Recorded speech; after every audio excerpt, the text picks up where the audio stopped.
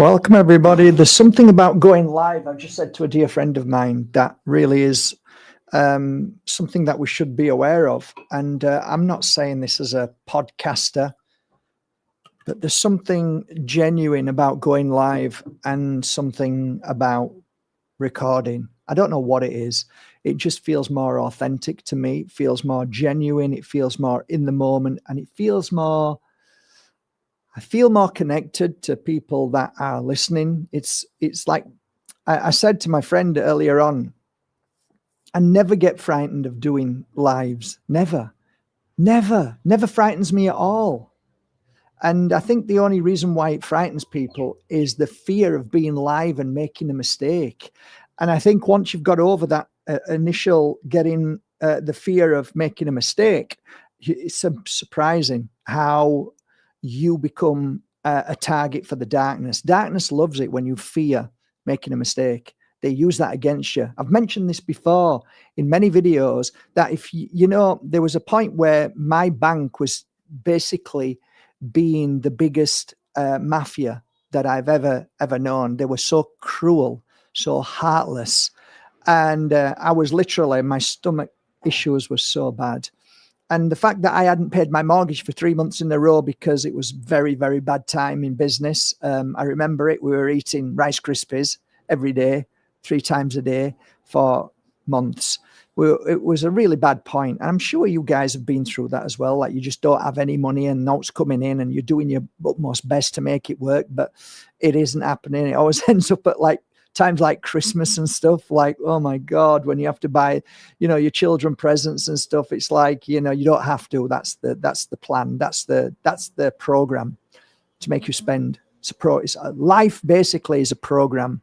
It's a big psyop to make you spend, whether it's pharmaceuticals, whether it's toys, doesn't matter. It's just a program to keep spending. Basically a distraction, really. So I remember I got my keys. And this was from a friend, told me to do it. So I got a copy of my keys for my house. And I went in and I remember going to this bank manager that he didn't even know who I was. It was like brought in from another company. They do that deliberately, by the way. So you can't become friends with each other. So you can't help each other. Always getting new staff so they can be awful to you because you don't know them. All by design. And I got the keys and I made an appointment to the manager, 3 months behind, couldn't pay the next month. And the letters were so bad, taking me to court. I could lose my house. I could get all my possessions taken, like sick stuff you would only do if you're a piece of scum. And I threw the keys down on the table. I says, I'm done. You've done it. I'm cracked. I'm broken. Take the house. Take everything. I don't care. I just don't care. Turned as I'm walking out. No, Mr. Bajerski, wait. I'm sure we can resolve this. Like, you bastard. You've made me suffer for 3 months. And now I come in and use my key card, which I didn't even realize, my Ace card that says, I don't give a shit. Take the house. Last thing they want to hear. Right? Oh, now we can resolve this. Don't worry. We can half your mortgage. We can make it like this for the next 6 months. I was so angry. Why didn't you say that before? Why are you sending me why are you making us like my marriage is on the rocks? I'm stressed, blah, blah, blah. Now you get older and you stand back and look at the bigger picture and realize it's got nothing to do with any of that. It's to do with causing as much suffering to humanity as possible, because that suffering feeds the very entities that run this world. That's it. That simple. But hey ho, today's a beautiful day. I hope you're all with me and you're enjoying your day. And today we're going to talk about a few things. And it is in the title. You all know I am not religious, right? If you don't, you don't know me. And the reason why I'm not religious is because religion has been infiltrated to a point where it's so obvious now. And all religions run at the same pace. So you've got your three main religions, and they all run in the same pace. They all create the same energy, which is of separation, so that we hate each other and we fight against each other, and your God is not as big as my God. So that in itself tells you everything. Why would you want to even be in a club like that? But the club itself was presented to you by very, very slimy, disgusting human beings. And the book called the Bible, whether it's the Quran or whichever book you choose, it's all writing. All of it's writing. And some people look at that writing and use that writing. Some people don't even look at the writing, but use one thing that is, of course, the word God. They use the word God. And it's a bit like bell bottoms, flares. They come back in fashion. And you find that this fashion of God, the word God, is used. Why is the word God always used? I always find that fascinating. Why does somebody always use God? Like, this makes no sense at all. Now, as of late, you're hearing these new influencers, these new podcasters using the word God, but they don't use the word God in its true form. And you've heard the word using the name God as, don't use the word God in vain. And there's ways of like, oh, well, that means like I'm cursing it. Oh my God, don't use the word. No. That's really not what it, that's not what it means at all. That's been hijacked. What it means is that stop using the word God for your own benefit and for what your agenda is and for what you as a spirit is trying to project on others as if this is the word when it isn't. And I'll tell you something. This is the truth, what I've noticed in my life. Anybody who uses the word God to try and sell me something, whether it be their religion, their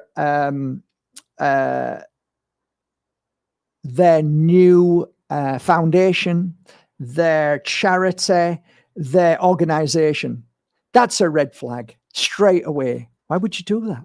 Why would you do that? Why would you use God all the time? They use God because whatever they're talking about, they need to brainwash the masses. You see, on a level of brainwashing, it's quite obvious that most people in general are of a religious faith, a belief. And ultimately, everybody believes the tip is the purest, and that's God. No matter which God it is, God is God, right? God is good. So by using the word God, they are now suggesting, or it's suggestible, that this is the most powerful message there is. No, your message isn't powerful. And why are you using God? Why are you bringing God into this? So I'm hearing it everywhere. At the moment, the whole of the web is flooded with something called the Charlie Kirk's murder or assassination, whatever you want to call it. And everybody, whether it be a family, whether it be friends, whether it be work colleagues, they're all using the word God. And have you noticed? My God is bigger than your God. You're hearing all of these podcasters, pastors, all saying God, God, God, God. If there is a God and he's looking down, he must be feeling really sick right now, listening to all this spew, all these blasphemers using his name in vain.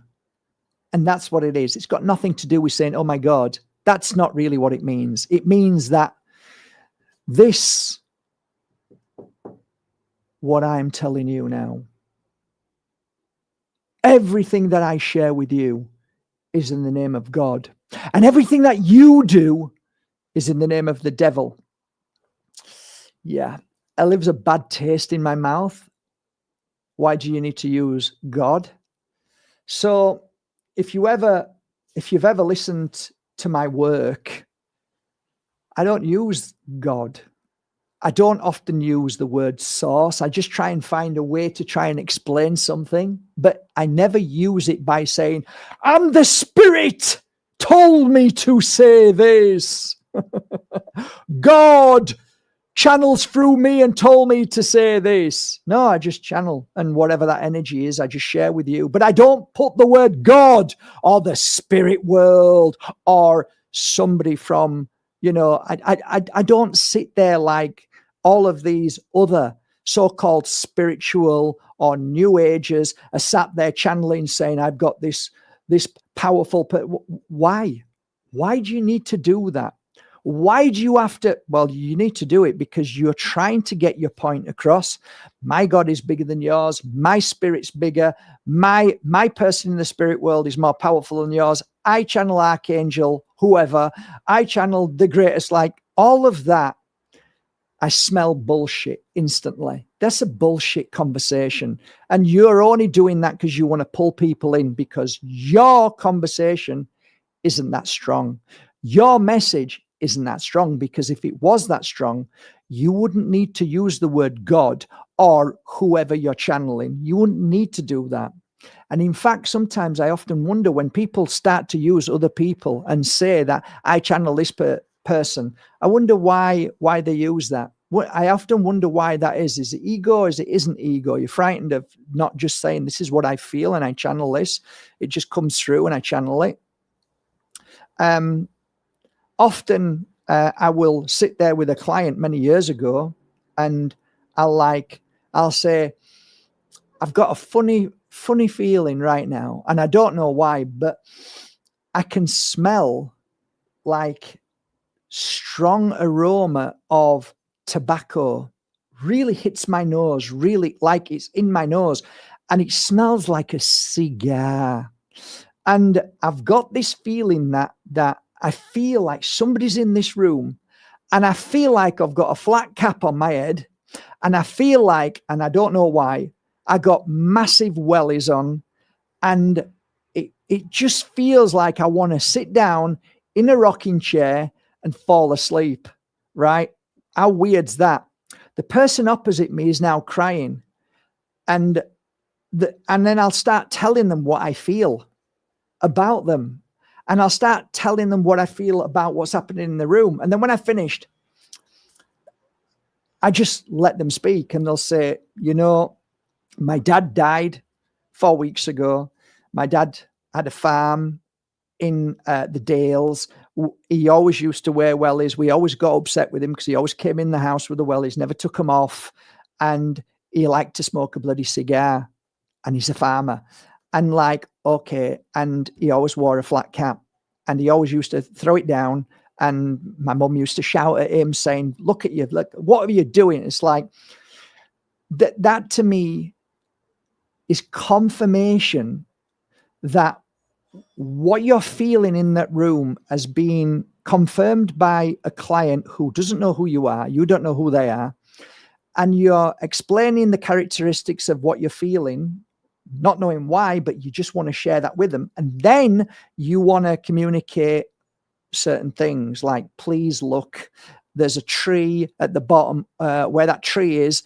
Just dig underneath there and you'll find a box." And so be a week, 2 weeks later, we dug. There was a box and there was loads of gold coins, sovereigns, blah, blah, blah. Thank you so much. Or in the bedroom, in the wardrobe, at the back of the wardrobe, you'll find there's a little tin, and it looks like a black tin, and there's something there that you've been looking for.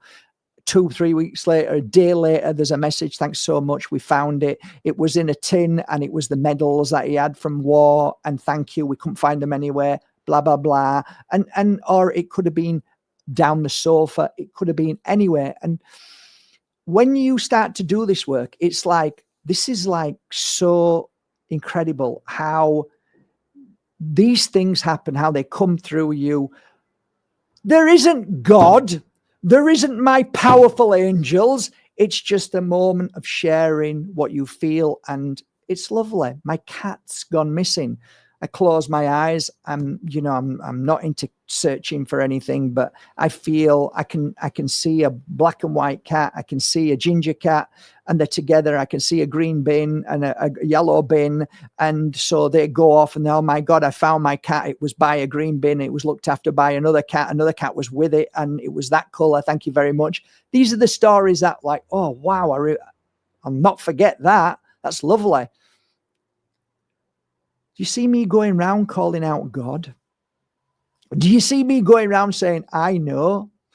Do you see me talking about my spirit is bigger than yours? My angel is bigger than yours? No, you don't. No, you don't. So why is it that all of these podcasters, all of these people from all of these companies claiming to be gods and this and that, why are they always using all of these words, God?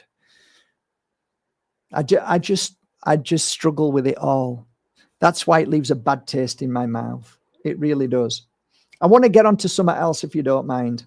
I posted something online yesterday with regards to, maybe I can show you. I've got my phone with me here. I hope you're all doing fine. I'm going to have a look. Let me see if I can find it.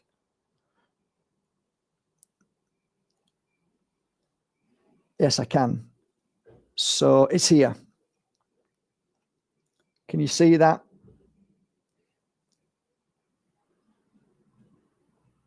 So it's the Terminator, two Terminators with a man. They've captured him, and it says, wait, not him. And then he says, he always thanked us, free him. And this is one of the chats 10 years ago. Great answer. Thank you. Okay, now be honest. Please be honest. Don't lie. Don't pretend to be like, I'm smart. Be honest. Has anybody on here used a form of ChatGPT? And if you have, put your hands up. For some reason, you typed in thank you or please, could you? Hold your hand up if you have. Say yes or no. Please be honest. Have you said thank you or have you said please? I would wager a bet that every single person has. Now, I want you to think about this, right? How many people prior to ChatGPT went onto social media like Google and typed in, asked a question and said thank you or no thank you? I would wager that you didn't. I would wager that you just asked Google a question. You never even thought about saying thank you. This is my feeling. The majority of people, I would say vastly, never ever said thank you to Google. But now we're saying thank you to ChatGPT. This, my friends, only strengthens what I said. That ChatGPT is a different energy. It is an energy far more powerful than Google. And it is by conscious, you're conscious, you are feeling a conscious source. You don't know what it is unless you start to go down that path. And I promise you this, going down the path of talking to ChatGPT, you will start to sense or feel something extremely dark. It isn't fast. It isn't like you're meeting somebody in an alley that he wants to steal your money or rape you. It's a soft, slow, not very positive, a bit of a negative energy, a kind of almost like, am I fearing? Am I worried? Is there something? What's going on here? There's a bit of a push and pull to this feeling of emotion when I'm with ChatGPT asking it questions. And you are right. You are consciously right. There is something wrong because ChatGPT is connected to a dark, evil force, an entity. So just think about that. Just think about that. Your conscious doesn't lie. You're thanking it because there is something attached to it, and it's not positive. So be aware of that. Yeah, I guess that's it, really. I don't really have much to say today. I just wanted to share them two little things.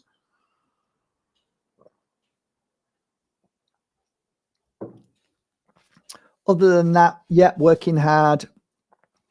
And yeah, really not much to say today, to be honest. I don't really know what else to say.